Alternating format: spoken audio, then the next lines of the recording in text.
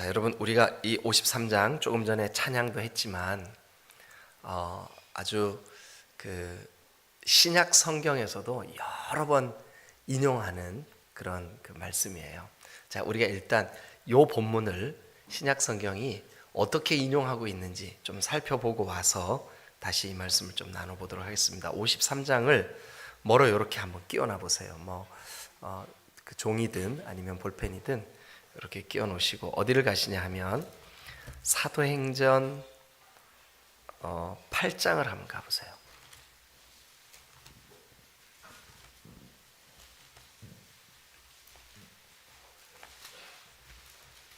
사도행전 8장.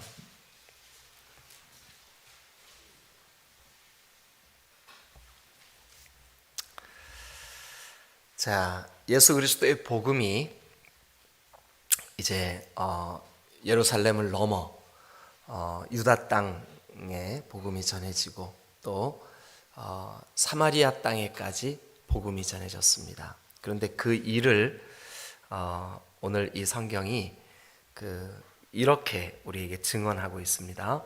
자, 어디를 보시냐 하면 26절을 한번 같이 보시겠습니다. 26절. 사도행전 8장 26절. 주의 사자가, 그러니까 이제 천사죠. 천사가 빌립한테, 사마리아 지역에서 복음을 전하고 있는 빌립에게 천사가 나타나서 이렇게 말합니다. 일어나서 남쪽으로 향하여 예루살렘에서 가사로 내려가는 길까지 가라. 그러니까 이제 이게 여러분 그 상상에 아마 그 요단강이 이렇게 쭉 흘러가면 그 요단강 끝자락 어디쯤 될 것 같아요. 사해바다 가기 직전 거기 어디쯤, 거기에서 그 내려가는 길까지 가라 하니 그 길은 뭐래요? 광야래요. 광야 길에 한번 내려가 봐라. 그래서 이제 빌립이 그 천사가 일러주는 대로 내려갔어요. 그래 일어나 가서 보니 27절 에디오피아 사람 곧 에디오피아 여왕 간다게의 모든 국고를 맡은 관리인 네시가 예배하러 예루살렘에 왔다가, 아마 이 사람이 에디오피아 사람인데 그 이스라엘 백성들이 믿는 하나님을 알게 됐나 봐요. 그래서 예배하러 왔다가 이제 다시 자기 나라로 돌아가는데 이제 마차를 타고 국고를 맡은 그 고위 관직자니까 그 마차도 아주 호화로웠겠죠, 그죠? 예, 그래서 이제 여기 우리 번역 성경에는 네시가라고 돼 있는데 이 네시가라고 하는 이 번역이 사실 다른 말로도 쓰일 수 있는 번역이에요, 말이에요. 그래서 관리가 이렇게 번역해도 괜찮겠어요. 자, 그런데 어쨌든 그 사람이 예루살렘에 왔다가 에디오피아로 돌아가고 있었어요. 그런데 이제 그가 타고 가는 수레에서 누구의 글을 읽고 있었을까요? 선지자 이사야의 글을 읽더라. 동그라미 한번 쳐보세요. 선지자 이사야의 글을 읽고 있더라. 그래서 빌립이 이제 그 마차에 마차에 가까이 달려가서 선지자 이사야의 글 읽는 것을 듣고 이렇게 말합니다. 읽는 것을 깨닫느냐? 그대가 지금 읽고 있는 것을 깨닫느냐? 예. 그렇게 이제 그 질문을 해요. 그랬더니 네시가 대답합니다. 31절. 대답하되 지도해 주는 사람이 없으니, 그러니까 이 말씀의 뜻을 풀어주고 이 말씀의 의미를 설명해 주는 사람이 없으니 어찌 깨달을 수 있느냐 하고 빌립을 청하여 수레에 같이 앉으라고, 수레에 올라오라고 이렇게 이제 청했습니다. 그런데 그 빌립이 마차에 올라가서 네시가 읽었던 성경을 보니까 그 성경 구절이 이것이니 일러스되, 그죠? 예. 이 말씀을 읽고 있었구나. 일단 이 네시가 읽고 있었던 본문은 어느 선지자의 글이었을까요? 이사야의 글이었었어요. 자, 그런데 그 이사야의 글 내용이 32절에 보니까 읽는 성경 구절은 이것이니 일러스되 하고 들여쓰기를 했죠. 여러분 성경에 그렇게 돼 있어요? 안쪽으로 이렇게 들여썼죠, 그죠? 이 들여쓰기는 두 가지 경우에 한다고요. 하나는 시 형태로 기록이 되어 있거나 어떤 본문을 인용할 때, 어떤 본문을 인용할 때, 구약에 있는 어떤 본문을 인용할 때, 혹은 노래, 시 형태로 되었을 때, 이럴 때 이 성경을 들여쓰기를 해요. 그래서 우리가 가지고 있는 성경 시편은 전부 다 들여쓰기로 돼 있어요. 왜냐하면 시니까, 노래니까. 그런데 여기 보니까 들여쓰기가 돼 있어요. 근데 이 들여쓰기는 인용이에요, 인용. 구약의 본문을 가져다가 인용을 한 거예요. 그러니까 이 말은 에디오피아에서 온 그 고위 관직자가 마차에서 읽었던 본문이 이겁니다 하고 우리한테 소개하고 있는 거예요. 그런데 들여쓰기를 한 거를 보니까 구약 이사야의 글 중에 어떤 한 부분을 읽고 있었구나. 근데 그 본문이, 자, 이제 사도행전 8장을 손으로 이렇게 끼워 놓으시고 이제 이사야 본문하고 이렇게 두 개를 같이 저처럼 저를 한번 보세요. 이렇게 같이 펴 놓으세요. 이렇게. 자, 그러면 일단 사도행전 8장에 있는 그 들여쓰기를 한 부분을 같이 한번 읽죠. 시작. 그가 도살자에게로 가는 양과 같이 끌려갔고 털 깎는 자 앞에 있는 어린 양이 조용함과 같이 그의 입을 열지 아니하였도다. 자, 그러면 이제 이사야를 한번 가보죠. 이사야 53장 7절 같이 한번 읽어볼까요? 시작. 그가 곤욕을 당하여 괴로울 때에도 그의 입을 열지 아니하였으며 마치 도수장으로 끌려가는 어린 양과 털 깎는 자 앞에서 잠잠한 양같이 그의 입을 열지 아니하였도다. 어때요? 그죠? 번역의 차이는 있지만 이 헬라어와 히브리어를, 신약은 헬라어, 이 구약은 히브리어를 번역한 이 번역의 차이는 있지만 내용은 똑같은 내용이죠, 그죠? 그러니까 에디오피아 내시가 펴서 읽었던 이사야의 글은 사실은 어디에 기록되어 있는 글이에요? 이사야 53장에 기록되어 있는 글이에요. 그렇죠? 그래서 그러면 사도행전 8장을 조금만 더 읽어보죠. 8장 33절. 자, 시작. 그가 굴욕을 당했을 때 공정한 재판도 받지 못하였으니 누가 그의 세대를 말하리요. 그의 생명이 땅에서 빼앗김이로다 하였거늘. 자, 그러면 이제 이사야 53장 8절 한번 같이 읽어보죠. 시작. 그는 곤욕과 신문을 당하고 끌려갔으나 그 세대 중에 누가 생각하기를 그가 살아있는 자들의 땅에서 끊어지면 마땅히 형벌받을 내 백성의 허물 때문이라 하였으리요.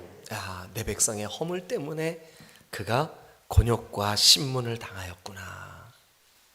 그런데 자, 우리 일단 사도행전을 조금만 더 보고 오죠. 사도행전 8장 거기 보시면, 자, 에디오피아 내시가 읽고 있었던 이 이사야의 글, 우리가 지금 확인해 보니까 이사야 몇 장의 글이에요? 53장의 글이죠, 그죠? 그러면 이 이사야 53장의 글에 대해서 사도행전이 뭐라고 얘기하고 있나 한번 보시자고요. 자, 34절입니다. 8장 34절 다 같이 읽겠습니다. 자, 시작. 그 내시가 빌립에게 말하되 청컨대 내가 묻노니 선지자가 이 말한 것이 누구를 가리킴이냐, 자기를 가리킴이냐, 타인을 가리킴이냐. 그 내시가 빌립에게 질문합니다. 도대체 이 이사야 53장에 그 선지자가 말한 이 고난받는 도수장으로 끌려가는 양 같은 백성들의 죄를 위하여 고난받는 이 사람의 이야기가 선지자 이사야 자신에 관한 말입니까? 다른 사람에 관한 말입니까? 하고 질문을 해요. 누구한테요? 빌립한테. 누가 질문했다고요? 에디오피아 내시가. 그랬더니 빌립의 대답입니다. 빌립이 입을 열어. 빌립이 대답해요. 자, 빌립의 대답을 우리가 조금만 더 들어보죠. 35절 시작. 빌립이 입을 열어 이 글에서 시작하여 누구를 가르쳤어요? 예수를 가르쳐 그러니까 이 글이 누구에 관한 글이라고 빌립이 가르쳤을까요? 자, 그러면 이사야 53장을 우리가 어떤 관점으로 봐야 돼? 이사야 53장은 누구 얘기를 하고 있는 거예요, 지금? 그렇죠. 예수님 얘기를 하고 있는 거예요. 그죠? 네. 그럼 조금만 더 보시자고요. 사도행전 8장 그 내용 35절을 조금만 더 보시자고요. 이 글에서 시작하여 예수를 가르쳐 뭐를 전했을까요? 복음 그러면 이사야 53장의 내용이 누가 고난받는 이야기라고 분명히 알 수 있어요? 예수님이. 그런데 그 예수님이 고난받으시는 그 이야기가 우리에게는 뭐래요? 한마디로 지금 이 사도행전 8장 35절에 보니까 뭐를 전했대요? 뭐래요? 그게 복음 복음이래. 복음. 우리에게는 이 이야기가 복음이래. 복음. 아, 그럼 오늘 아침 우리가 함께 나누어야 되는 이 이사야 53장의 글은 우리에게 복음이에요. 복음. 기쁜 소식이라고요. 네? 그 복음. 그러니까 우리가 이 53장을 정확하게 이해를 하면 복음을 깨닫는 거예요. 그죠? 아니 지금 이게 제 말이에요. 사도행전 8장의 말씀이에요. 제 얘기가 아니에요. 저는 그냥 여러분들이 이해하기 쉽게 설명했을 뿐이에요. 그러니까 우리에게 기쁜 소식, 복음은 예수 그리스도가 우리를 위해 고난받으셨다, 죽으셨다, 이렇게 이 이사야 53장이 말씀하고 있는 이 내용을 깨닫고 이 설명을 우리가 듣고 이해하고 받아들이고, 예. 그러니까 여러분 이 사도행전 8장의 말씀대로라면 이 빌립이 에디오피아 네시에게 이사야 53장을 설명했고, 그 다음에 이 53장을 가지고 이 53장에서 고난받는 이 이야기는 이사야 자신에 관한 이야기가 아니라 예수님에 관한 이야기라고. 그리고 그 예수님에 관하여 깨닫는 그것을 오늘 여기 지금 사도행전 8장은 복음이다, 이렇게 우리에게 설명하고 있어요. 자, 그러면 이제 이사야 53장으로 한번 가보겠습니다. 이사야 53장. 자, 그러면 이 이사야 53장은 그동안 우리가 이사야 1장부터 쭉 오면서 이사야 7장에 보라 처녀가 잉태하여 아들을 낳을 것인데 그 이름을 임마누엘이라 하리라, 이렇게 시작해서 9장에 저 이방의 땅 갈릴리에 빛이 임하였다, 11장에 이새의 줄기에서 한 싹이 나고 거기에서 한 줄기가 나와서 내 백성 이스라엘을 구원하겠다. 야, 이게 다 예수님에 관한 말씀이구나. 예수님에 관한 말씀이구나. 근데 오늘 53장은 예수님이 고난받으시는 이 장면이 오늘 우리가 깨닫고 우리가 마음으로 영접하고 믿고 또 우리가 붙잡아야 될 복음이구나. 이게 다른 복음은 없어요. 이 복음 외에 다른 복음을 전하면 여러분 이거 다 이단이에요. 그죠? 네. 우리에게 기쁜 소식은 예수 그리스도가 나를 위해 고난받으셨다는 이 소식 외에 다른 복음은 없습니다. 아멘. 자, 그러면 이제 이사야 53장을 우리가 가서 조금씩 한번 같이 살펴보시자고요. 자, 1절 한번 읽어주세요. 시작. 우리가 전한 것을 누가 믿었느냐? 여호와의 팔이 누구에게 나타났느냐?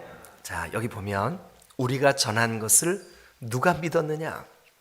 그러면 오늘 이 53장이 증거하고 있는 이 말씀을 누가 믿었느냐?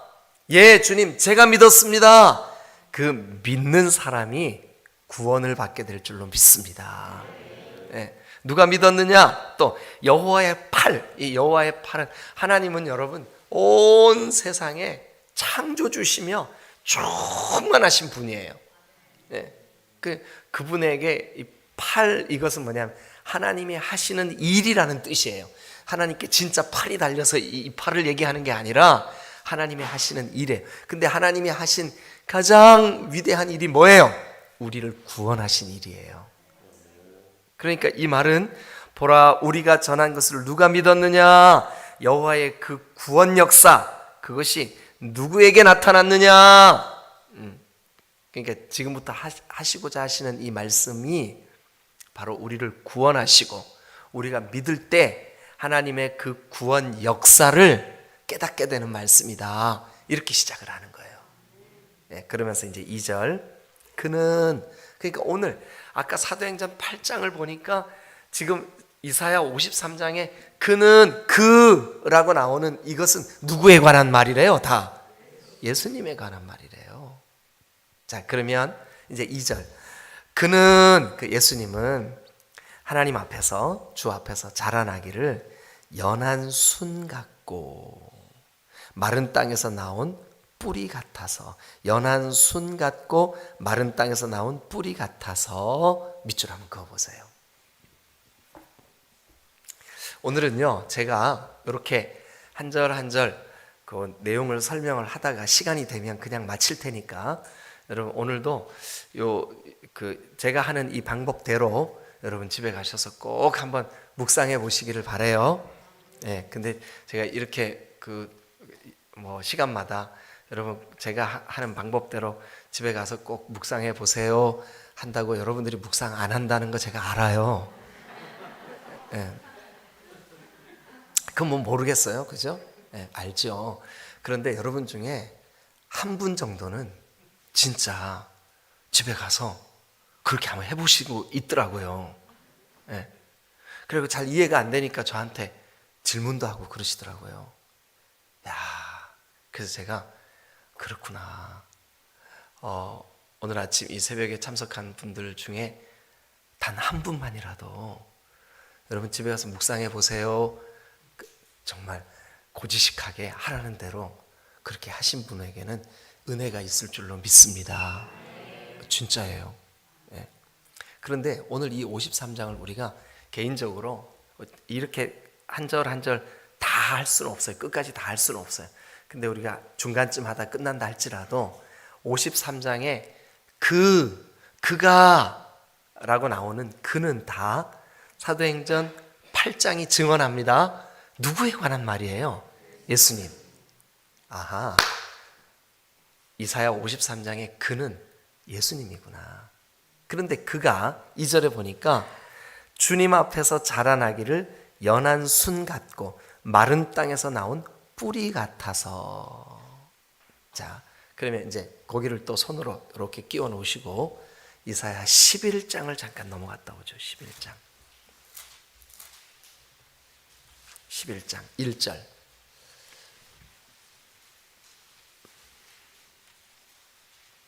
자, 다 같이 읽겠습니다. 시작.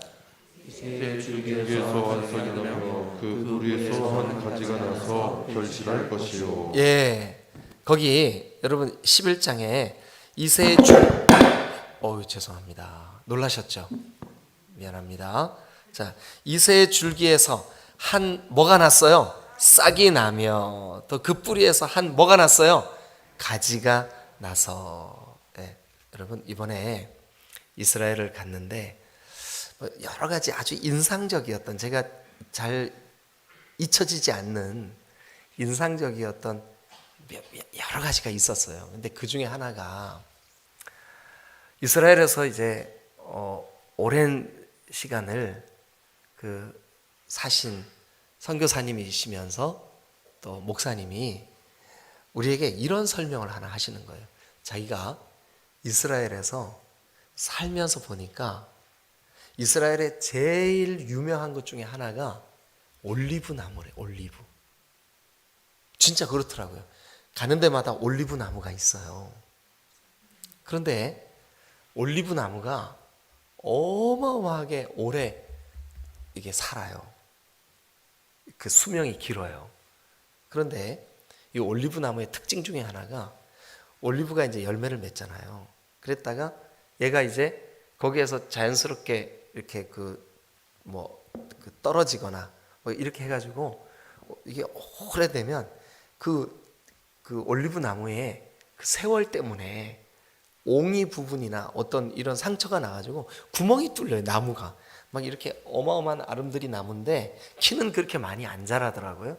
근데 하여튼 큰 나무인데 올리브 나무가 근데 내가 이승훈 전사님이라면 이렇게 얘기할 때 얼른 막 검색해가지고 올리브 나무 하나 찾아낼 것 같아. 그래서 성도들이 이게 올리브 나무구나 하고 볼 수 있게 보여줄 것 같아. 예. 이스라엘의 올리브 나무 혹은 감람나무 이렇게 검색을 하면 제가 거기 이스라엘 가서 찍은 사진 보여드리면 좋을 텐데 준비를 못했어요. 근데 어쨌든 검색창에다가 올리브 나무 이렇게 치면 검색이 돼요. 이거예요. 이렇게 생겼어요. 근데 이게 지금 저 밑둥이 어마어마하게 굵은데 구멍이 뻥뻥뻥 보이세요? 네. 근데 저기에 이 올리브 열매가 똑 떨어지거나 그러면 거기에서 얘가 뿌리를 내려 또 싹이 나. 한 가지가 나와요. 근데 거기 이렇게 옆에서 그 나무에서 나오는 가지든 곧 뿌리 부분에 있는 땅에서 나오는 가지든 간에 11장 1절에 보니까 한 가지가 나서 결실할 것이요. 한 가지가 나와서 결실할 거래요. 근데 거기 11장 1절에 한 가지 동그라미를 치고 옆에다가 이렇게 쓰세요. 넷째르 라고 쓰세요. 그 넷째르라고 하는 말이 여러분 오늘날 여러분들이 들으면 나 그거 아는데 하는 말이에요. 뭐냐면 나사렛. 들어보셨어요? 예수님이 어디에서 자라셨어요? 나사렛에서 자라셨어요. 그래서 예수님을 무슨 예수라 그래요? 나사렛 예수여, 나사렛 사람 예수여, 나사렛에서 자란 예수여, 나를 구원해 주세요. 이사야 53장으로 다시 가세요. 그는 주 앞에서 자라기를 연한 순 같고 마른 땅에서 나온 뿌리 같아서. 마른 땅에서 나온 뿌리 같아. 연한 순, 마른 땅에서 나온 뿌리. 이게 이사야 11장 1절에 있는 이새의 줄기에서 한 싹이 나고 거기에서 한 가지가 한 가지. 그러니까 감람나무 원나무가 아닌 그 씨앗이 떨어져서 그 나무에 그 패여 있는 옹이 부분에 요 뿌리를 내리든지 아니면 그 바로 나무 옆에 그늘에 거기에서 움이 터가지고 싹이 나든지 한 가지, 그 한 가지가 넷째르 혹은 나사렛. 우리 한국말로 번역을 하다 보니까 이 넷째르라고 하는 히브리 말을 나사렛이라고 번역을 했어요. 근데 그게 한 가지야. 이름의 뜻이. 너무 신기하잖아요. 예수님이 나사렛 그 한 가지라고 하는 뜻을 가진 동네 이름, 거기에서 어린 시절을 보내신다고요. 그래서 예수를 무슨 예수라고 부른다고요? 나사렛 예수요. 나사렛 예수요. 여러분, 그런데 그 나사렛 예수가 고운 모양도 없고 풍채도 없은즉 우리 보기에 흠모할 만한 아름다운 곳이 없도다. 그런데 3절 같이 읽겠습니다. 53장 3절이에요. 시작. 그는 멸시를 받아 사람들에게 버림받았으며 간고를 많이 겪었으며 질고를 하는 자라. 마치 사람들이 그에게서 얼굴을 가리는 것 같이 멸시를 당하였고 우리도 그를 귀히 여기지 아니하였도다. 예, 우리도 그를 귀히 여기지 않고 사람들에게 멸시를 받고 많은 간고를 겪었어요. 그게 그리스도의 고난이에요, 고난. 그 고난이 도대체 무슨 어떤 고난? 그러니까 이제 우리가 분명해져요. 이사야 53장은 예수님에 관한 얘기구나. 그는 연한 순 같고 한 마른 가지 같지만 이새의 줄기에서 한 싹이 나고 한 가지가 이것이 자라나서 열매를 맺고 결실을 한다는 그 이야기가 예수님에 관한 이야기구나. 그런데 그는 간고를 많이 겪고 멸시를 당하고, 그런데 그 간고와 멸시가 도대체 무엇을 의미하는지가 거기 지금 4절부터 설명이 되고 있어요. 4절 같이 읽겠습니다. 시작. 그는 실로 우리의 질고를 지고 우리의 슬픔을 당하였거늘. 그러면 3절에 있는 그는 멸시를 받아 사람들에게 버림받았으며 간고를 많이 겪었으며, 그러면 그가 받은 멸시, 그가 받은 간고, 그 다음에 4절 그가 우리의 질고를 지고 우리의 슬픔을 당하였거늘. 그러면 그가 당했던 멸시와 간고는 누구 때문에 받은 질고와 슬픔일까요? 네, 우리 때문에. 그래서 4절이 그렇게 돼 있죠. 그는 실로 우리의 질고를, 그러니까 내가 받을 질고, 내가 받을 슬픔을 누가 대신 받으신 거예요? 그가 누구라고요? 53장은 계속 예수님, 나사렛 예수. 그 예수님이 받으시는 질고와 슬픔을 이 이사야 53장이 예언적으로 우리에게 들려주고 있는 거죠. 예. 자, 그러면서 5절을 한번 같이 봅니다. 그러니까 53장은 무조건 이 본문을 묵상을 할 때는 그는 누구예요? 예수님.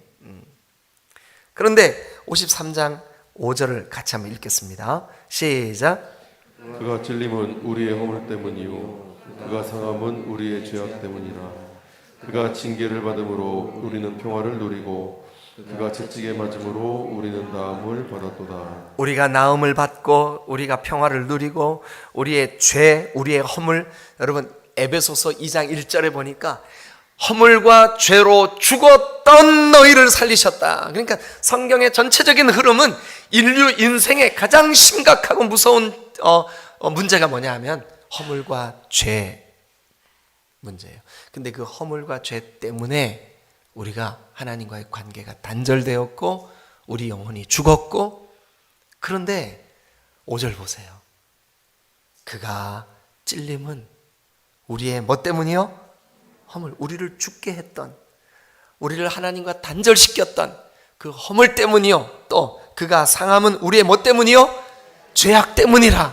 그러면 우리의 허물과 죄의 문제를 해결할 수 있는 하나님의 그 53장 1절에 우리가 믿을 때 여호와의 그 구원 사역, 여호와의 팔, 하나님이 하신 일, 그게 뭐냐 하면 여러분 그에게 우리의 허물과 죄를 담당하게 하신 거예요.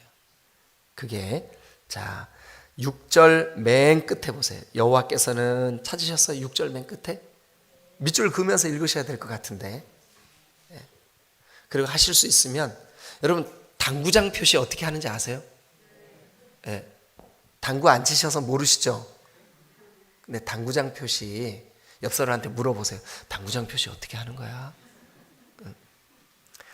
해놓으시면 좋을 것 같아요. 여호와께서는 시작. 여호와께서는 우리 모두의 죄악을 그에게 담당시키셨도다. 그가 찔림은 우리의 뭐 때문이요? 그가 상함은 우리의 뭐 때문이요? 여호와께서 우리의 이 모든 죄악을 누구에게 담당시키셨을까요? 그에게 담당시키신 거예요. 예수님에게 담당시키신 거예요. 자, 그런데 그 여호와께서 우리 모두의 죄악을 그에게 담당시키신 그가 8절 끝에 내 백성의 허물 때문이라 하였으리요. 찾으셨어요? 밑줄 그으시고 당구장 표시 한번 해보세요.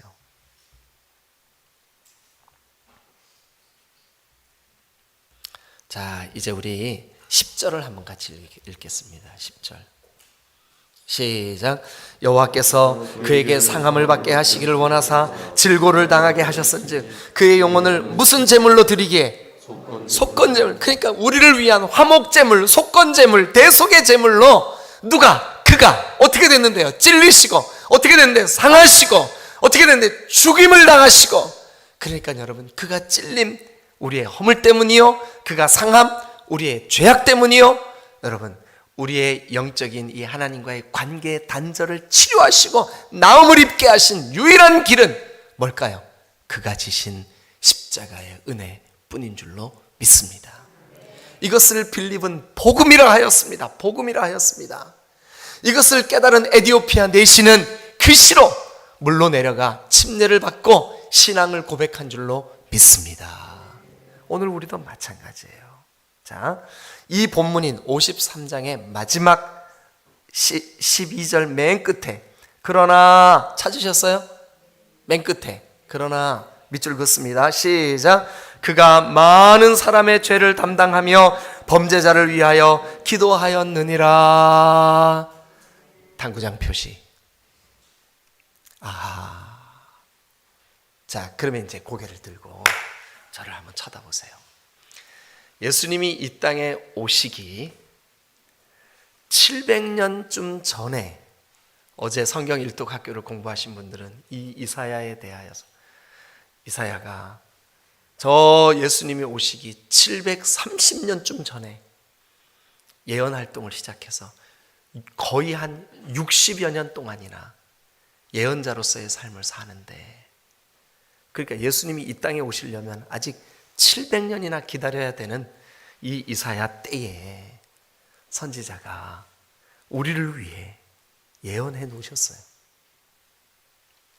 허물과 죄로 죽을 수밖에 없는, 죽어 있는 우리를 위하여 찔리시고 상하시고 속건 제물이 되시고 화목 제물이 되시고, 여기 53장에 여러 번 여러분 우리의 죄악을 대신 담당하시고 우리의 죄를 담당하시기 위하여 친히 죽으신 그리스도 예수를 예언하고 있어요. 여러분, 이 말씀이 깨달아지면 복음이 깨달아진 줄로 믿습니다. 누구든지 이 말씀을 마음으로 믿고 입으로 시인하고 예수님 나의 죄와 허물을 담당하신 구주시다 고백하는 자에게 구원의 역사가 임하는 줄로 믿습니다.